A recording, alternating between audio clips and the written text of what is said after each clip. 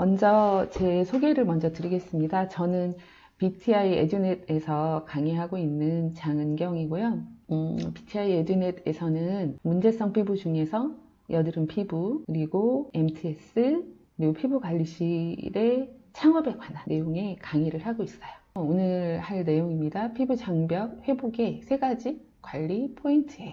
교재를 만들다 보니까 이 1시간 동안 해야 될 게 관리 순서를 여러 가지로 나열하는 것보다 두 번째, 창상 등에 의한 장벽 회복, 장벽이 무너졌을 때 어떻게 장벽을 회복시키는가에 대한 그 내용을 조금 더 집중적으로 해야 할 것 같더라고요. 그래서 두 번째 내용이 조금 더 그 비중을 두고 오늘 교환을 좀 마련을 해봤습니다. 피부 장벽은 에피더미스, 그러니까 표피 중에서 각질층을 그동안 얘기를 했었어요. 과립층에서 과립층의 최상층에서 각질 세포로 변하기 직전부터 우리는 피부 장벽이라고 하자, 여기까지를 피부 장벽으로 구분을 하고 있어요.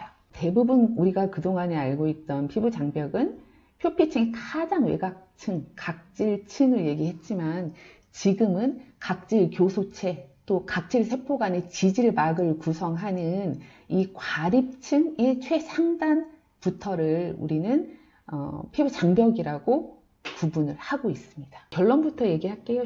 시간과 접촉과 열관리예요. 피부의 장벽이 무너진 상태, 그래서 상처가 된 상태거든요. 그래서 요거는 메디컬에서 말하는 창상의 회복 과정하고 연결 지어서 생각을 했을 때 오늘은 이 3가지 포인트를 주제로 삼아서 피부 장벽 재생 포인트를 말씀을 좀 드려볼까 합니다. 또 여드름은 최초의 시작은 열감하고 별개의 문제이기도 하지만 여드름이 생김으로 해서 상처가 생기고 그 오픈된 상처로 인해서 외부에 균이 들어와서 모낭염이 생기고 모낭염이 지속이 되면서 그 염증도 같이 지속이 될 테니까요. 염증이 같이 생기고 소양증이 생기고 이렇게 정말 빠져들 수 없는 어떤 그 구덩이에 빠지게 되거든요. 일단 상처가 나게 되면 염증을 유발하는 물질들이 막 거기로 모여들죠. 그리고 오픈이 되었기 때문에 박테리아에서 절대 자유로울 수가 없죠. 그 다음에 이제 섬유화 세포가 일을 하기 시작을 하죠. 바로 증식 단계예요. 이미 염증 단계에서부터 이렇게 섬유화 세포가 모여들기 시작을 해요. 그런데 여기에 근유화 세포라는 아마 조금 생소할 거예요. 이 세포가 눈에 보이는데 근유화 세포는 섬유화 세포에서 변환이 돼요. 상처가 났을 때 변환이 되는데 얘는 어떤 일을 하냐면 상처를 수축시켜주는 일을 해요. 필링을 하거나 아니면 MTS를 했어요. 아니면 뭐 피부에 상처를 주는 뭔가 시술을 했어요. 그러면 나아가는 과정이 있는데 그 과정에서 생기는 여러 가지 증상들 중에서 고객님들이 호소하는 것들 여러 가지가 있어요. 빨개요, 열나요, 따가워요, 부었어요. 이러한 증상들이거든요. 원장님들한테 이렇게 말씀을 드리죠. 우선 그냥 내버려 두세요. 이렇게 얘기를 하거든요. 이 단계에서, 이 염증이 생기는 단계에서 얼마든지 일어날 수 있는 일이에요. 지금 요거는 뾰족하게 찔러진 상처지만 우리는 넓은 범위에서 필링을 하거나 아니면 MTS 뭐 여러 가지 기기들을 이용을 해서 표피층에 자극을 주잖아요. 그게 아물어서 어떠한 물질이 닿아도 따갑지 않은 상태가 되는 그 시점이 있거든요. 근데 과학적인 신호를 보내면서 그냥 가만히 놔둬도 이 내 몸에 일어난 일들을 해결을 하려고 우리 세포들이 엄청나게 노력을 하고 있거든요. 호르몬 지배형이냐 아니면 라이프스타일 지배형이냐 이거를 먼저 아셔야 되거든요. 태어나서 성숙하고 노화돼서 없어지고 이 과정을 제때 시간 안에 임무 완수를 하지 못하고 일찍 없어지는 경우가 많거든요. 그래서 무턱대고 피부에 무얼을 하기보다는 간접적으로 접근하는 것을 좋아하죠. 원장님들의 역할은 여기서부터예요. 기저세포들이 밑으로 쓸려서 내려와요.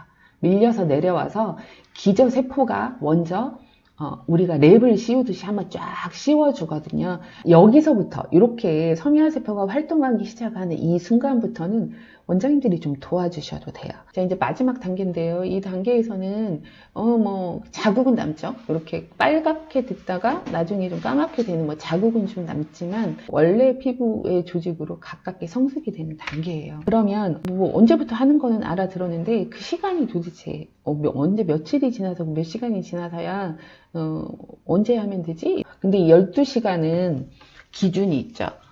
건강하고 젊고 피부 리턴 주기 28일을 비교적 잘 지켜내는 나이대에 해당이 되는 거예요. 12시간에서 24시간이라고 말씀을 드리고 싶어요. 이게 초기 반응이에요.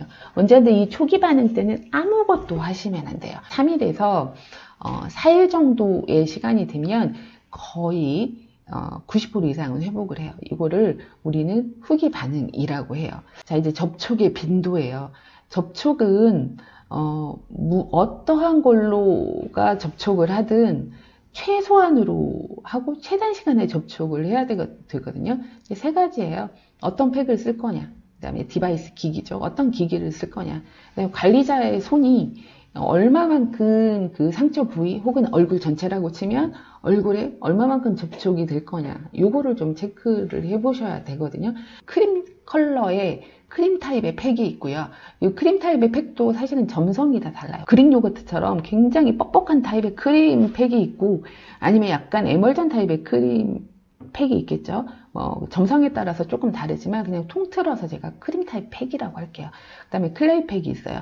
물론 피부에 뭔가 위에 상처를 주는 시술을 하고 클레이팩을 하시는 분은 아마 없을 거예요. 그 다음에 겔팩이 있어요. 이 겔팩은 겔 하나를 쓰셔도 되고 겔 플러스 토너를 같이 섞어도 돼요. 여러 개의 포인트를 좀 잡아봤어요. 점도, 적용 시간, 제거 시의 접촉량, 사실 이게 제일 중요하긴 하거든요.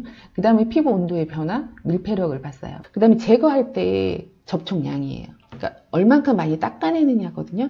온도 변화는요, 겔팩은 물을 점도 있게 만들어서 놓은 거거든요. 수분을. 그래서 그 수분이 날아가면서 피부 온도에는 상당히 많은 변화가 있어요.